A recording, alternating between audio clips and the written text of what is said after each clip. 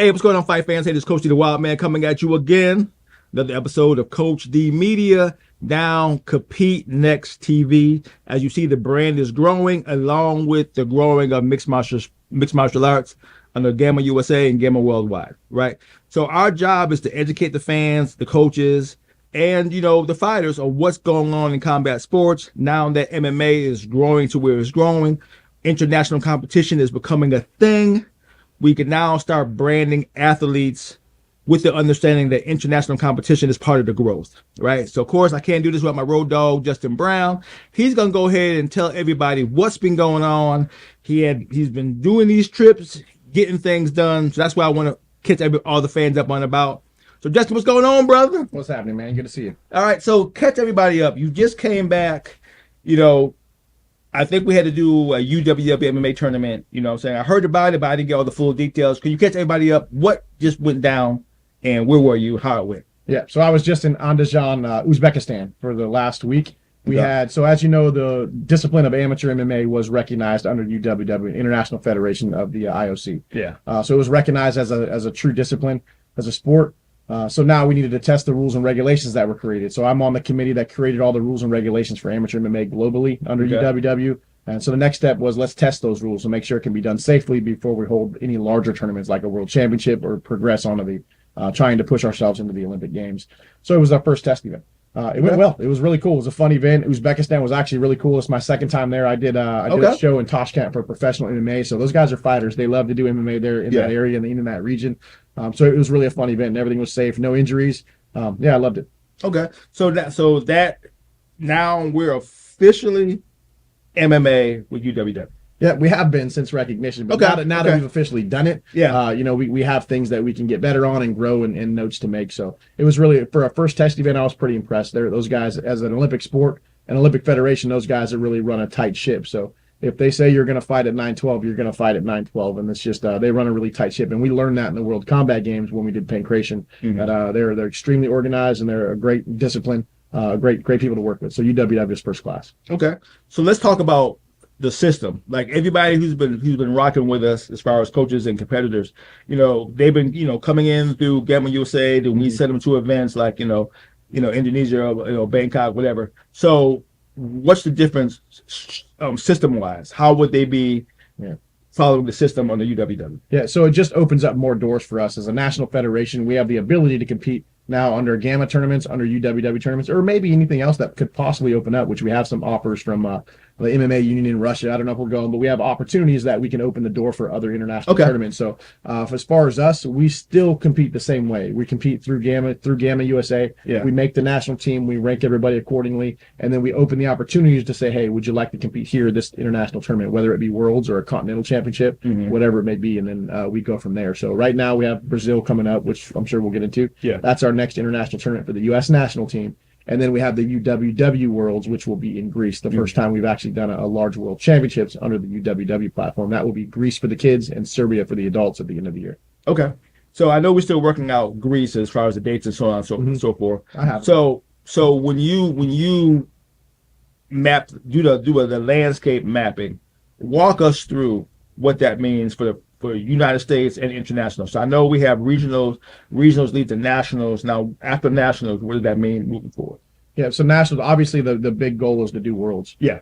So Worlds and GAMMA still exist. I don't know where it will be next year. Our event next week starting in Brazil is the GAMMA World Championship. So that's as high as it goes on the GAMMA level. Okay. But GAMMA doesn't have recognition on the International Olympic side. So there's nothing that's as far as we can go on the GAMMA side, which is a great tournament. We've done it for the last few years. It's given our athletes an opportunity to compete on a large international platform. So it's been great for us. And we'll continue to do so. We'll see what doors open up for us. But clearly we want to invest a large portion of our time, money, and resources into growing under UWW, because that's where the Olympic side is going to take us. Okay. And our goal is to be in the Olympic Games. So we want to make sure that those doors are open for us. We want to support those avenues, and we'll go from there. But once we finish up the Brazil, the next thing will be Serbia for UWW Worlds. Okay. So will that still be like how we did with GAMMA Worlds? We had so many tournaments that got us the body of work so we could see the cream rising to the top. Is that kind of the thing? You got to compete a certain amount of time so we can see who are the leaders in the sport. Because like I said, one tournament is not going to determine who's the best MMA fighter. You know, I think multiple tournaments, you have multiple records of success. Is that going to be similar to the same thing, or what's going to be different? On the national level or international? International level. So on the international level, as far as us comprising a team, right now we have Coach James David Gray, who's our head coach for the U.S. national team. Yeah. He's awesome, by the way. Been an amazing fit for us as an organization. He's extremely disciplined. He runs things the way that I would run things. He's really he's on his A game. So he's a perfect fit for our organization and extremely professional. So everyone on the board loves James. Everyone on our coaches commission loves James, and he's a leader in every regard. So again, kudos to Coach James. If you guys don't know him, James David Gray with Scorpion Fighting Systems out of Michigan. That's our head coach. He's has been a coach for several UFC athletes from the start of their career all the way up into their runs through the UFC, and he's got more UFC level talent on his team now going in, but he's our U.S. national team coach. So the way we make our national team now is through James David Gray. So we have a training regimen. He selects the team and the athletes, and he could start hosting training seminars in his gym. That's moving forward. It's hard for us to do national tournaments for adults because a lot of states won't allow amateur MMA to be done in a tournament format. And even if we did do it, the cost of doing so would be astronomically high because we'd have to pay the state money and all the insurances and stuff. So more than likely we'll just have like tryouts where we'll do sparring and grappling in those, and that's the way it would go moving forward. But the kids get to compete for their spot, and that's going to change. I think you and I talked a little bit about what we're going to do moving forward, and we'll get into that if you want. But from the adult perspective, James David Gray will do the tryouts and then put together our teams. So as you can see, first of all, he's right. James David Gray is the truth. Zoe Nowicki, up and coming star. That's his, or how you ever say it. So, nationals, right? What are your plans for nationals moving forward for youth development? I know we discussed you may think about doing, more than one nationals. What are your thoughts? Yeah, our process for all the youth is going to change. So we're in development right now. Myself and Anthony Pettis and our software developer is creating an application that manages all. And you've seen the Uventix that we use for tournament registrations and our membership. Well, we're expanding our use of that and how we use it. And it's being coded specifically for our needs and what we want to do. So we're adding in a ranking system for all competitions under GAMMA USA, internationally and national. So we can now assign points and awarding by rank for how they finished each tournament. And they'll be awarded points. So they'll have regional ranking, national ranking. So our kids will be able to go on, look at themselves on the app, see what all their accolades are, where they've competed before, and it'll rank them accordingly. And that's actually being done in the background right now. They just don't know it. So we're running all those tests right now in the background. Every time they compete, we manage it through Uventix. They're currently being ranked. So we're going to launch that officially in January 2026. So kids can actually see their national ranking, regional ranking, and moving on to the international level. So it's a pretty fun project. Okay. All right, Fight fans, you just heard from Justin. So now we're finally at a point now where ranking systems can determine who competes at our international events for Worlds, for international competition.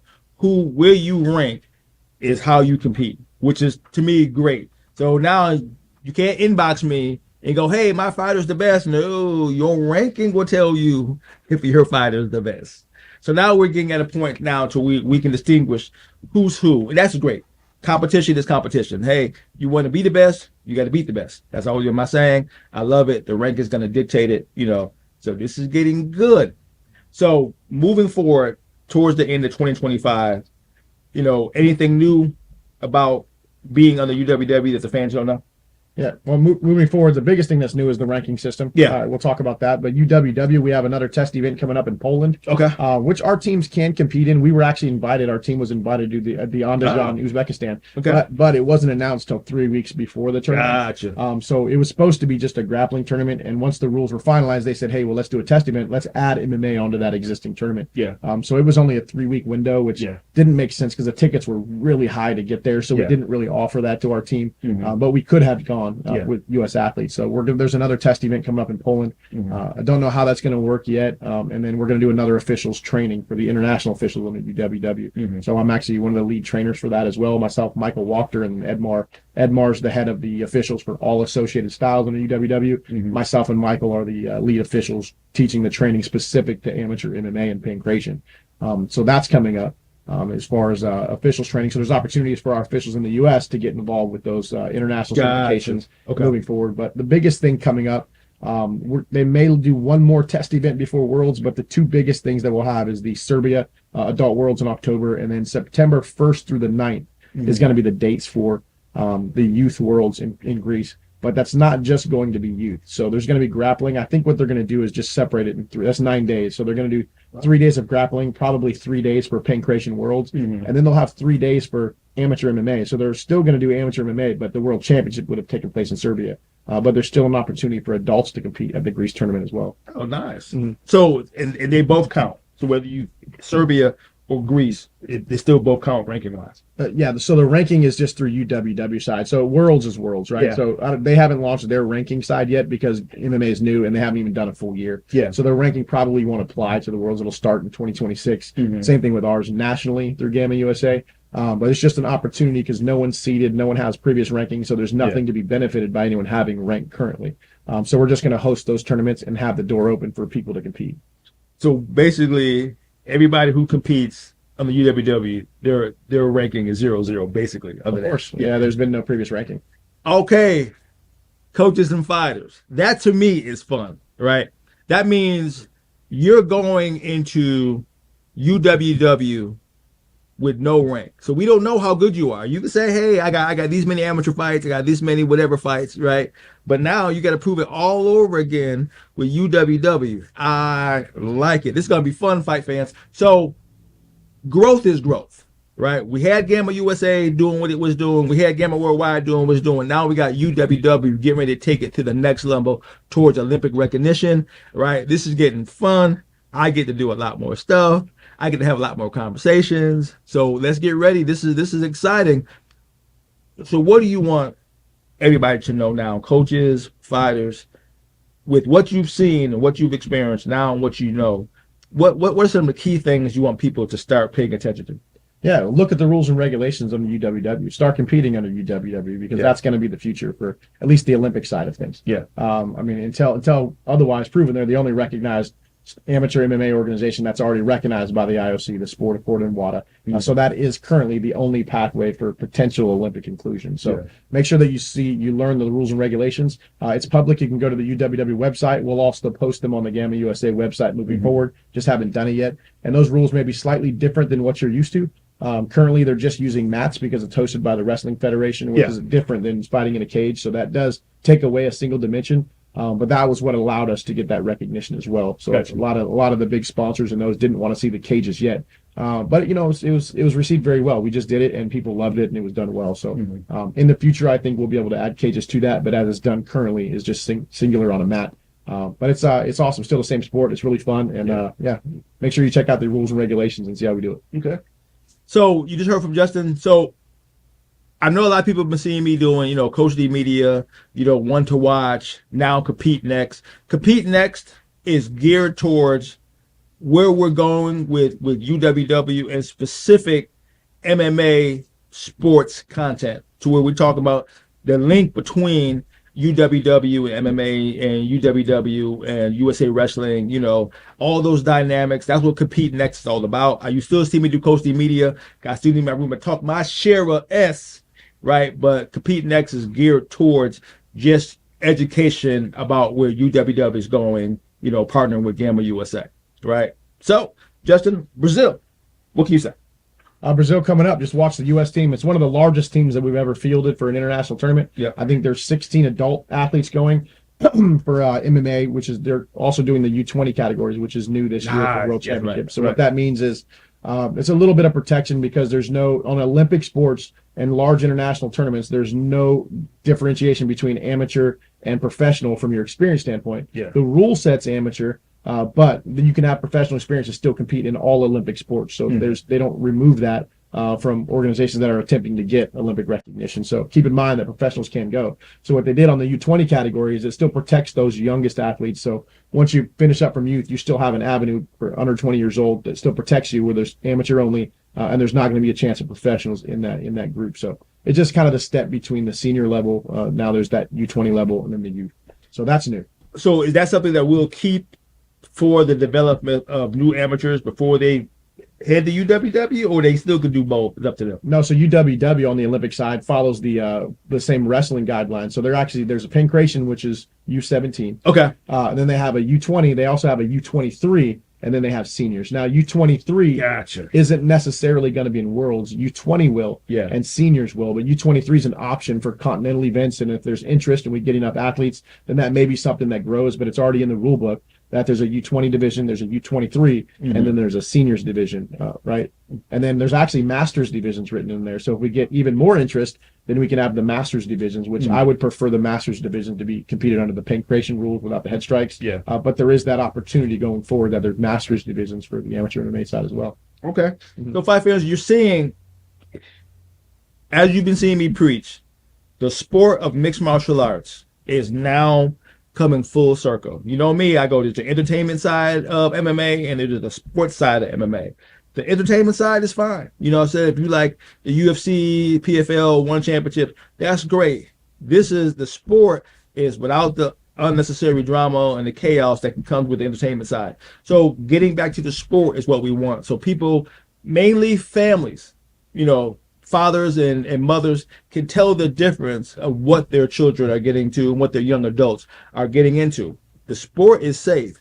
The sport can give you what you want. Now there's an end goal where you can get to the point to where you can one day compete in the Olympics and have the recognition that you would want, like you will see on the entertainment side, right? So that's where we're going, you know, and I like it. Justin's done a great job explaining everything. We're getting there, people. We're finally we're coming over that hill, and now we're heading towards the full aspect of what UWW is going to be doing, and I'm excited. So, Justin, bring us home with something. Yeah, keep in mind, from a UWW perspective, the base of a lot of the top martial artists in the world are wrestling based. So it's actually growing pretty fast. So I think what that does, once you're done with collegiate wrestling, there's really not much more for you to do. So you're at the prime of your life as an athlete. Maybe you're 21, 22, your college career just ended. Where do you go? So that may be the next step, is I think we're going to probably have a lot more of the wrestling federations helping and supporting us and moving into the pancration and mixed martial arts side as well. Look at Kayla Harrison. You know, she was from the Olympic judo side, and she just won the championship last night. So that's a good progressive from Olympic sport to the entertainment side, the highest level of professional sport. And she did really well. So that's a good combination. Ronda Rousey did it before her, Olympic medalist into a UFC champion. So I think there's a good pathway for athletes who maybe don't have a prolonged career in their existing sport to move into amateur MMA. So again, it's really tough. I know a lot of wrestlers who are just 21, 22. They're at the prime of their life as far as athletes go, and then they're just done. It's taken away from them. So this gives them a progressive level. So that's an exciting thing. Well, you heard it. So like I said, that's a new twist that we can add into it that I guess most people are not even going to think about, that you can combine where you go from wrestling, you know, into mixed martial arts. Then, like I said, either the Olympic route into sports entertainment, which is another level up to where you try to make more money, right? So there's more conversations we can have about this. And of course, me and Justin will, because that's what we do. That's why he's my road dog. He keeps me in the know, because you know me, I'll give you my take on some stuff. Sometimes it ain't always the best, but it's some words. So I'm gonna go ahead and wrap it up. This is Coach D with my road dog, Justin Brown, doing what I'm doing, calling it like I see it. To hear from me again, peace out.